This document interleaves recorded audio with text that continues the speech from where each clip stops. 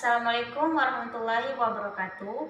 Perkenalkan, nama saya Ardiana Safitri, NPM 2021014, Program Studi Bahasa dan Sastra Indonesia dari Fakultas Keguruan dan Ilmu Pendidikan. Baiklah, di sini saya akan mempresentasikan materi saya tentang pemerolehan bahasa pertama, kemudian pemerolehan bahasa kedua, dan yang terakhir perkembangan bahasa anak. Nah, yang pertama yang akan saya bahas yaitu pemerolehan bahasa pertama. Nah, bahasa pertama ini sering disebut bahasa ibu merupakan proses yang berlangsung dalam otak kanak-kanak mulai dari ketika dia memperoleh bahasa pertamanya atau bahasa ibunya. Nah, pemerolehan bahasa biasanya dibedakan dari pembelajaran bahasanya. Pemerolehan bahasa pertama ada dua proses yang terjadi ketika seorang kanak-kanak memperoleh bahasa pertamanya. Proses yang dimaksud adalah proses kompetensi dan proses performansi. Nah, kedua proses ini merupakan dua proses yang berbeda. Proses yang pertama yaitu proses kompetensi. Proses kompetensi ini adalah proses penguasaan tata bahasa secara tidak disadari. Kemudian, proses kompetensi. Nah, dibawa oleh setiap anak-anak sejak lahir.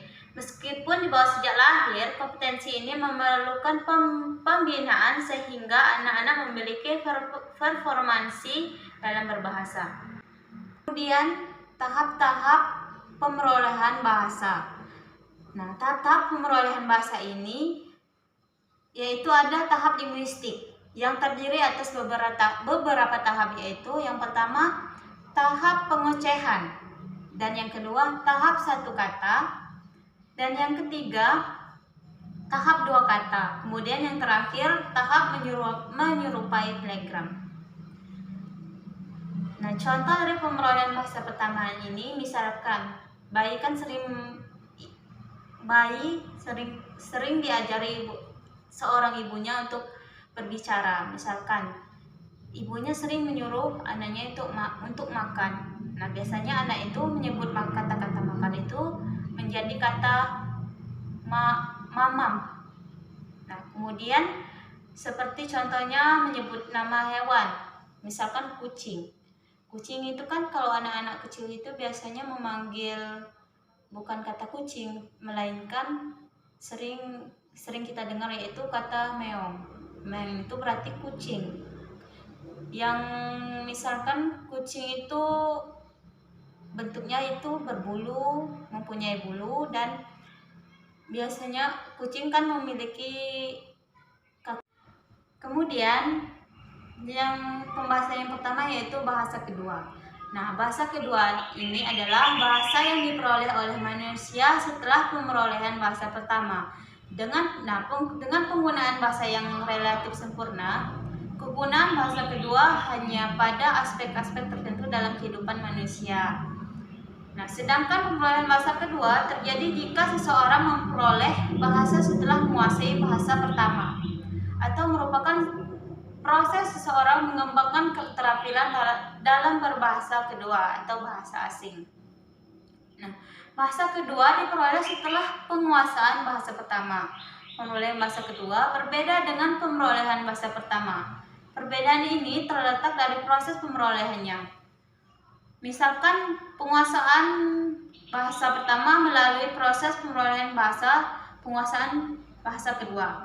Melalui proses pembelajaran. Pembelajaran bahasa kedua dapat diperoleh melalui pendidikan formal maupun informal dengan cara sengaja maupun tidak sengaja. Nah, hal ini berbeda dengan pemerolehan bahasa pertama yang sifatnya alamiah serta dengan cara tidak sengaja atau tidak sadar. Kanak-kanak cenderung lebih mudah menguasai bahasa lain, bahkan mengganti bahasa yang sudah dikuasainya dengan bahasa yang baru. Nah, berbeda dengan orang dewasa atau mereka yang masa kritisnya sudah lewat, tidak akan mudah belajar bahasa lain. Nah, apalagi mengganti bahasa yang sudah dinuranikannya dengan bahasa lain. Penentu dalam pembelajaran bahasa kedua yaitu yang pertama faktor motivasi, dan yang kedua faktor usia, yang ketiga faktor penyaji formal, dan yang keempat faktor bahasa pertama, dan yang terakhir yaitu faktor lingkungan. Dalam pembelajaran bahasa kedua ini ditentukan oleh berbagai faktor.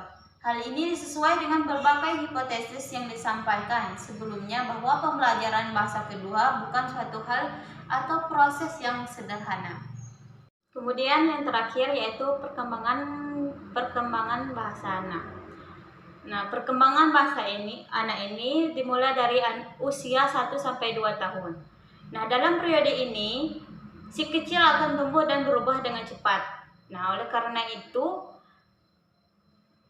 ibunya disarankan untuk mengajak si kecil berbicara sesering mungkin, karena mendengar suara dan berkomunikasi dengan bunda, kemampuan berkomunikasi si kecil juga akan ikut berkembang. Nah, maksudnya di sini seorang ibu harus sering mengajak anaknya berbicara agar kemampuan berbicara anak itu berkembang. Nah, dan kemudian perkembangan anak dari usia 2 sampai 3 tahun. Nah, dari perkembangan anak usia dari 2 sampai 3 tahun ini dilihat dari sisi motorik. Jika si kecil sudah berusia dari 2 sampai 3 tahun, umumnya mereka sudah bisa berjalan stabil atau bahkan bisa berlari. Si anak ini pun juga sudah akan mulai melompat pada kisaran usia ini. Nah, selain dari sisi motorik, sisi psikologis si anak ini juga akan tampak lebih jelas ketika memasuki fase ini. Nah, maksud dari perkembangan dari usia 2 sampai 3 tahun ini yaitu anak itu sudah bisa mulai berjalan atau berlari. Kemudian dari fisiknya pun si anak ini sudah tampak jelas ketika memasuki usia ini. Anak sudah bisa melompat, kemudian sudah bisa dikatakan berjalan itu sudah sempurna. Nah, kemudian perkembangan anak pada usia 3 sampai 5 tahun. Nah, kemudian yang terakhir perkembangan anak usia dari 3 sampai 5 tahun. Nah, dalam fase ini, usia ini umumnya kemampuan anak mulai dari berbahasa, kognitif, sensorik, dan emosi sudah mengalami perkembangan. Nah, si kecil mulai dapat mengenal pertemanan di mana mereka akan mulai untuk berinteraksi dengan banyak orang, terutama teman seusianya. Nah, maksud dari perkembangan usia dari 3 sampai 5 tahun ini, anak itu sudah bisa mulai bersosialisasi dengan temannya, sudah bisa atau sudah paham untuk bersosialisasi, bermain dengan teman-teman seusianya. Kemudian sudah bisa berbicara dengan bahasa mereka sendiri. Baiklah, itulah yang bisa saya sampaikan. Lebih dan kurang saya mohon maaf. Saya akhiri. Wassalamualaikum warahmatullahi wabarakatuh.